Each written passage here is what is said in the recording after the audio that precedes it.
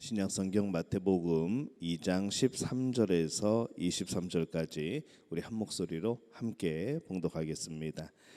그들이 떠난 후에 주의 사자가 요셉에게 현몽하여 이르되 헤롯이 아기를 찾아 죽이려 하니 일어나 아기와 그의 어머니를 데리고 애굽으로 피하여 내가 내게 이르기까지 거기 있으라 하시니 요셉이 일어나서 밤에 아기와 그의 어머니를 데리고 애굽으로 떠나가 헤롯이 죽기까지 거기 있었으니 이는 주께서 선지자를 통하여 말씀하신 바 애굽으로부터 내 아들을 불렀다 함을 이루려 하심이라.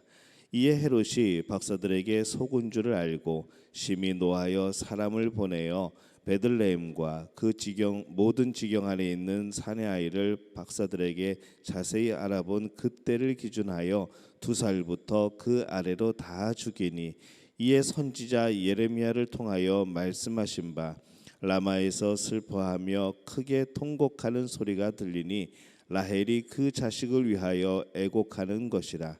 그가 자식이 없으므로 위로받기를 거절하였도다 함이 이루어졌느니라. 헤롯이 죽은 후에 주의 사자가 애굽에서 요셉에게 현몽하여 이르되 일어나 아기와 그의 어머니를 데리고 이스라엘 땅으로 가라. 아기의 목숨을 찾던 자들이 죽었느니라 하시니 요셉이 일어나 아기와 그의 어머니를 데리고 이스라엘 땅으로 들어가니라. 그러나 아켈라오가 그의 아버지 헤롯을 이어 유대의 임금됨을 듣고 거기로 가기를 무서워하더니 꿈에 지시하심을 받아 갈릴리 지방으로 떠나가 나사렛이란 동네에 가서 사니 이는 선지자로 하신 말씀에 나사렛 사람이라 칭하리라 하심을 이루려 하심이러라. 아멘. 할렐루야. 하나님의 은혜가 오늘 새벽에 또 첫 시간, 하루의 첫 시간을 주 앞에 드리는 우리 믿음의 가족들에게 함께 하시기를 예수님의 이름으로 축원합니다. 오늘 이 말씀은 예수님께서 베들레헴에서 애굽으로 또 애굽에서 나사렛으로 또 이주한 그런 내용을 담고 있습니다. 예수님을 해산한 이후에 이 베들레헴에서 몸을 품고 있던 이 마리아에게 동방 박사들이 찾아왔었죠. 그들이 떠난 후에 이 꿈에서 주의 사자가 나타나서 요셉에게 위험함을 알립니다. 그래서 애굽으로 갈 것을 명령을 합니다. 그 위험은 바로 헤롯이 아기를 찾아서 죽이려고 한다는 그런 것입니다. 이 결국 헤롯은 어떻게 할까요?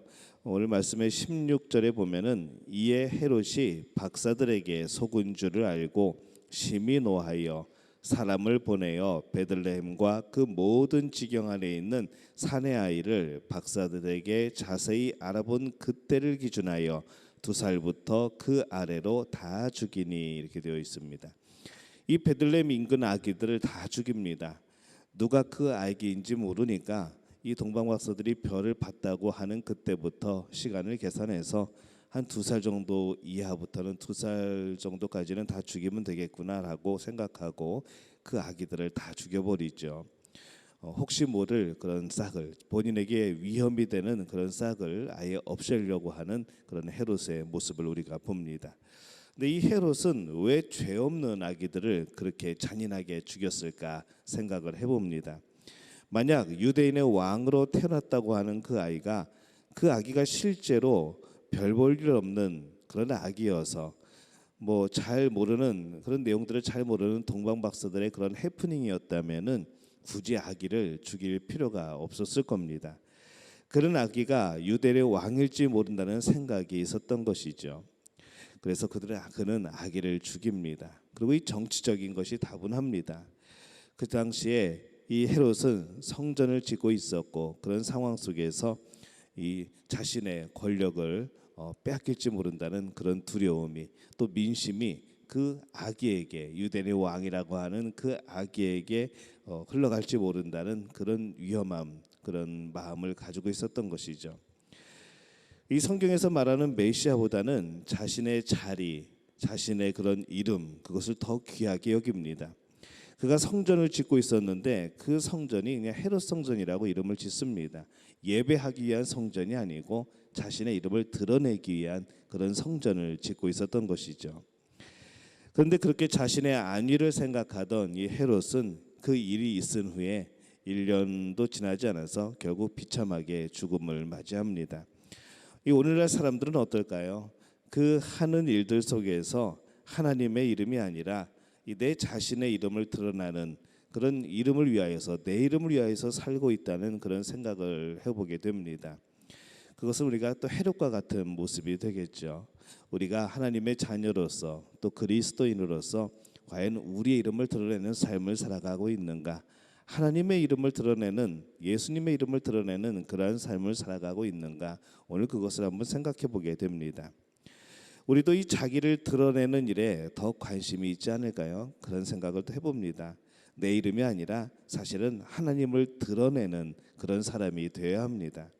내 이름을 위하여 하나님의 이름을 가리지 말고 하나님의 이름을 위하여서 나를 감출 줄 아는 사람, 바로 그것이 진정한 천국의 백성이고 하나님의 자녀이고 구원받은 사람들의 그런 모습이 되는 줄로 믿습니다. 이 헤롯이 자신의 안위와 또 이름을 위하여서 이 메시아를 죽이고자 아기를 죽이는 이 잔인한 모습을 보이고 있습니다. 반면에 아기 예수님은 어떻습니까? 그분의 인생은 철저히 이 성경의 말씀을 응하게 하고 드러내는 그런 삶을 사는 것을 봅니다. 당연히 하신 말씀이니까 그렇게 이루시는 것이죠. 또 그것으로 인하여서 이 세상 사람들이 보게 될 때에 진정한 메시아로, 진정한 유대인의 왕으로, 구원자로 그렇게 인정받을 수 있도록 모든 상황을 만들어가고 계시는 겁니다. 오늘 말씀에는 3번의 이루려 함이라라는 구절이 나옵니다. 예수님의 생애가 성경을 드러내고 또 믿는 자, 이 이스라엘의 역사를 따라감으로 인하여서 아브라함의 자손임을 상징적으로 계속해서 드러내는 것이죠.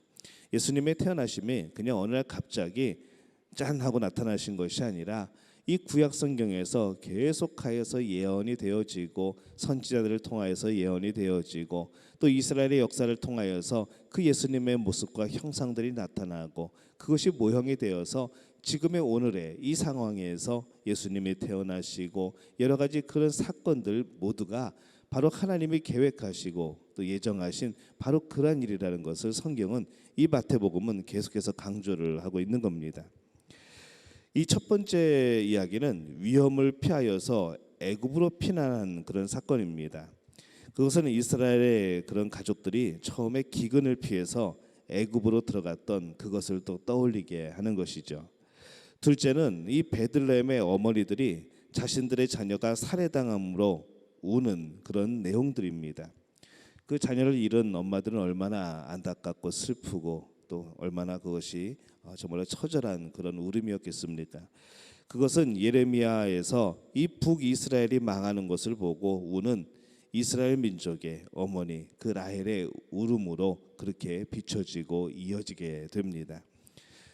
그러나 이 베들레헴 세대들이 울고 있어도 이 진정한 아브라함의 자손은 죽지 않죠. 북이스라엘이 망하고 남유다가 망하는 그 모든 과정 속에서도 이 남은 자가 있습니다. 여전히 하나님을 따르는 자가 있었고 여전히 그 약속을 기억하는 사람들이 있었고 그들은 또 그 믿음을 이어가는 겁니다. 그래서 예수님은 그러한 이스라엘 민족을 대표하는 또 예표하는 그러한 모습을 보이는 것이죠.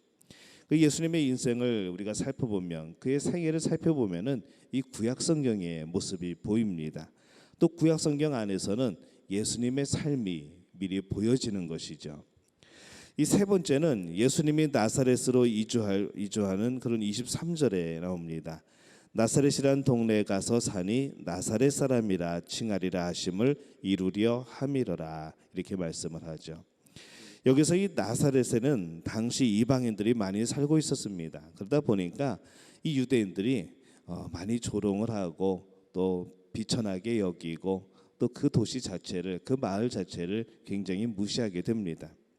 그래서 이 나사렛 사람이라고 칭해진다는 것은 바로 그가 조롱받는다는 것을 뜻하는 것이죠. 나사렛 출신이라고 하는 것은 참 비천한 출신이라는 그런 의미가 됩니다. 이 성경은 메시아가 조롱받음에 대해서 많이 말씀을 합니다. 이 세상 지금까지 이 세 가지 이야기를 통해서 예수님의 인생의 그런 대하에서 성경이 드러내는 모습들, 또 예수님 또한 그 성경이 말씀하시는 그것을 이루는 삶을 우리가 발견하고 있는 것이죠. 그래서 이 구약과 신약은 연결되어 있습니다. 누구를 중심으로 연결되어 있는가? 예수 그리스도를 중심으로 연결되어 있는 것이죠. 이 성경 전체는 모두 다 예수님을 향하여 그 초점이 맞춰져 있는 겁니다. 그래서 어디를 보더라도 어느 장을 보더라도 우리는 거기서 예수님, 우리를 사랑하셔서 구원자를 보내시는 하나님의 마음과 예수님의 그 형상을 우리가 모든 성경에서 발견할 수가 있게 되는 겁니다. 우리의 삶을 보게 될 때에 사람들은 과연 이 성경을 생각하며 살고 있을까? 그 성경이 우리를 위한 하나님의 사랑임을 알고 있을까라는 질문을 던져봅니다.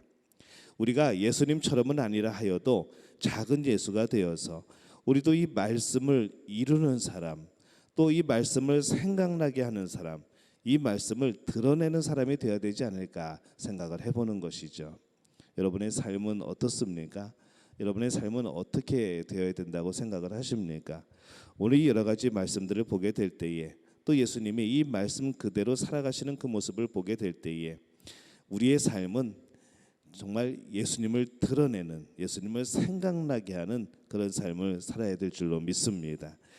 예수님의 가족이 이주하는 것을 보면서 또한 그 말씀을 이루시는 예수님의 생애를 우리가 계속해서 살펴보게 됩니다. 이 성경에서 계속해서 이 신약 성경에서 바라볼 때에 공간복음에서 특히 바라보게 될 때에 계속해서 말씀하시는 내용이 그겁니다.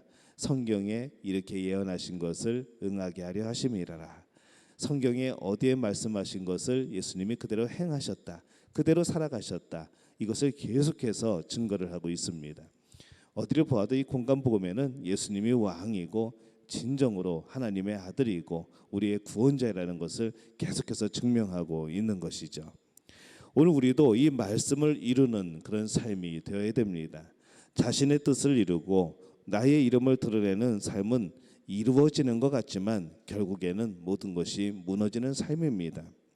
오직 말씀을 이루는 삶, 오직 하나님을 드러내는 삶, 오직 예수의 이름을 드러내는 그런 삶만이 우리를 복되고 또 영원한 천국으로 이끌게 될 줄로 믿습니다. 바라기는 오늘 이 말씀을 통하여서 말씀을 이루는 삶이 되시기를 바랍니다.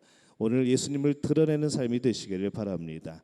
오늘 예수님의 그 십자가 뒤에 여러분이 감춰지게 될 때에 오늘 능력이, 그 역사가 오늘 여러분 가정과 여러분의 삶에 나타나게 될 줄로 믿습니다. 이 복을 누리는 우리 믿음의 가족들이 되어주시기를 예수님의 이름으로 축원합니다. 제가 기도하겠습니다. 하나님, 은혜와 사랑에 감사를 드립니다.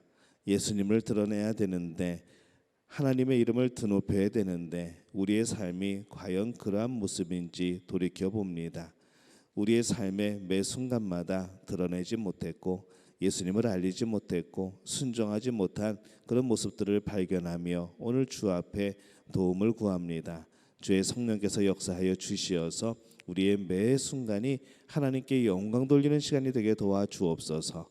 우리의 걸음이, 우리의 행하는 일들이, 우리의 손길이, 우리의 시선과 우리의 듣는 것과 우리의 말하는 것이 늘 주님을 드러낼 수 있는 그런 삶의 모습이 되게 도와주옵소서.